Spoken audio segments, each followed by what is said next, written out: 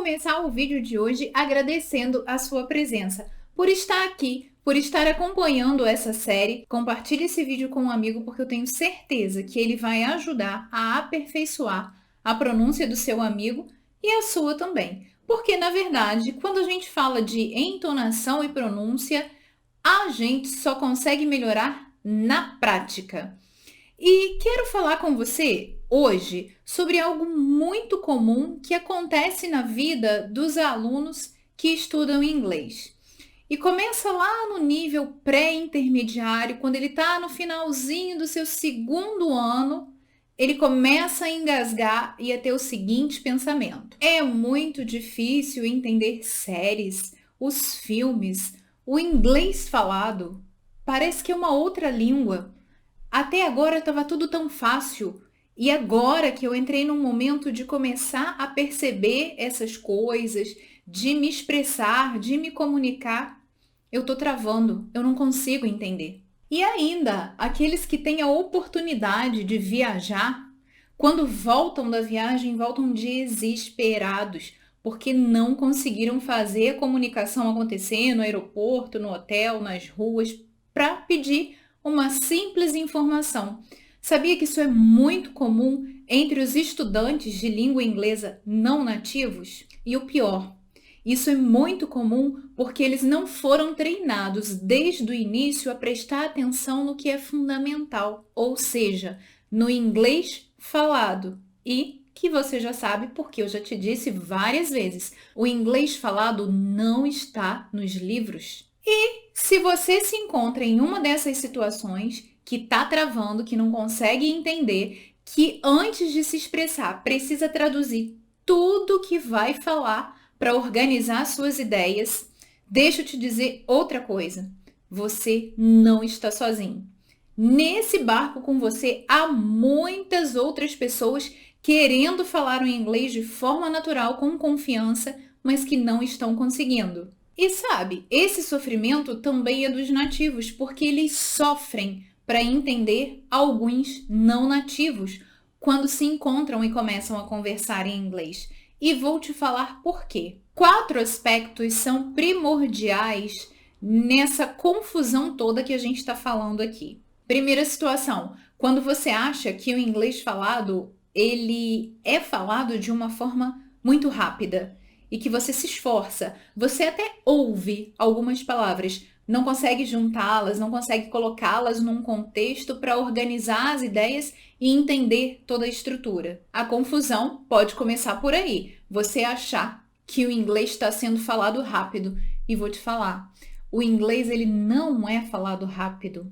O que acontece no meio desse caminho aí é a junção de determinadas palavras, algumas palavras que nós vemos que às vezes são imensas, mas na hora de pronunciar elas vão ter menos sílabas. Quando a gente não entende isso, a gente fica confuso e a comunicação não acontece pra gente. Parece que todo aquele tempo que eu me dediquei ao inglês foi perdido, porque agora eu não entendo. Uma outra situação é você não está familiarizado com o sotaque da região. Porque, por exemplo, uma coisa é você aprender inglês e não estar familiarizado com o inglês daquela região a qual você vai. Vamos supor que você vá morar no Texas ou fazer um intercâmbio no Texas. O inglês do Texas, ele é um inglês completamente diferenciado, mais carregado no sotaque, é mais difícil de entender e fica pior ainda se você não se propõe a buscar e a estudar esse tipo de sotaque. Então, até para isso, nós temos que ter um olhar diferenciado quando nós buscamos o nosso inglês. Ah, você vai para Nova York, você vai para Chicago, você vai morar em Orange County? Beleza! Você já tem um sotaque raiz que é mais ou menos parecido. Agora, quando você vai para uma região diferenciada, é preciso entender que isso acontece em qualquer idioma. Olha aqui, no nosso Brasil, por exemplo, são 5 regiões diferentes e cada região com seu sotaque, com a sua forma de falar. Às vezes, a gente indo de um lugar para o outro, a gente fica um pouco perdido, quanto mais no idioma que a gente está aprendendo. Então, assim, esse olhar diferenciado Você quer inglês para se comunicar, mas você também precisa treinar o seu ouvido. Não é se dedicar única e exclusivamente ao inglês padrão, porque não existe um inglês padrão. Existe o inglês da comunicação, mas nós temos que estar abertos a essas variáveis de pronúncia, de variação de sotaque, porque senão a gente fica perdido e fala que o inglês é difícil, que ele é falado rápido e que a gente não entende, e é só uma questão de treinar o ouvido. Outra situação, você não está familiarizado com a junção de palavras, não sabe como fazer a entonação, quando a entonação de pergunta ela é rising, quando a entonação de pergunta ela é falling, e por você não entender dessas coisas, a sua comunicação trava. E aí vem aquela pergunta, com tanta coisa para aprender, eu ainda tenho que aprender de entonação e pronúncia? Aí é que está o ponto. Seu inglês está travado exatamente porque você não treinou o seu olhar para o básico. É impossível falar qualquer idioma com confiança, com naturalidade, se eu não conheço as suas variações de entonação e pronúncia. E mais uma vez, você não vai aprender isso nos livros. Essa variação de entonação e pronúncia nós aprendemos no inglês falado, no inglês do dia a dia. E é exatamente esse foco diferenciado que você, quando busca aprender inglês, precisa dar. E claro, o seu tutor, a pessoa que está te conduzindo nesse caminho da fluência, é que vai te levar esse olhar. Porque do contrário, você não vai ter um feeling para aprender. E aí, a gente sempre coloca a culpa onde? No idioma que a gente está aprendendo. É difícil, é falado rápido, eu não entendo. E não é, é só uma questão de percepção. Uma outra situação que enlouquece os alunos quando começam a aprender inglês. O inglês falado não combina com o inglês escrito. É claro, o inglês ele não é uma língua fonética. Eu já te disse isso aqui nessa série e também na série de fluência. O que isso quer dizer? Que o que está escrito nem sempre vai ser aquilo que eu vou dizer. Na maioria das vezes, em inglês, a forma de pronunciar uma palavra não vai ser nada igual do que está escrito. E o que nós tentamos fazer? Normalmente, os cursos de idiomas por aí e alguns professores colocam o aluno para aprender no livro. Aí ele olha aquelas palavras, mas na hora de se expressar, mas na hora de se comunicar, tá tudo diferente do que ele está vendo. E ele não foi treinado a perceber essa variação de entonação, quando que as palavras vão se juntar. E existe uma regra para isso. Nós já falamos aqui mesmo nessa série de entonação e pronúncia, vogal com consoante, vogal com vogal, consoante com vogal, consoante com consoante. Quando se junta, como se junta, isso tudo facilita na hora da sua percepção. E esse lance de estar falando aqui que o inglês escrito não combina com o inglês que é falado, vamos pensar na vogal O. Em português, nós temos 5 vogais e os sons são variáveis. Eu posso ter o som aberto das vogais e o som fechado. Em inglês, da mesma forma. Só que nós temos os sons de vogal com ditongo, nós temos os sons de vogal, apesar de em inglês nós não termos acentuação gráfica, nós temos o stress das palavras, que é quando a sílaba ela é pronunciada com uma entonação maior, porque parece que tem um acento ali. Ele não está escrito, mas na verdade tem um acento ali, tanto é que a gente dá uma entonação maior. E aí vamos pensar na vogal O em inglês.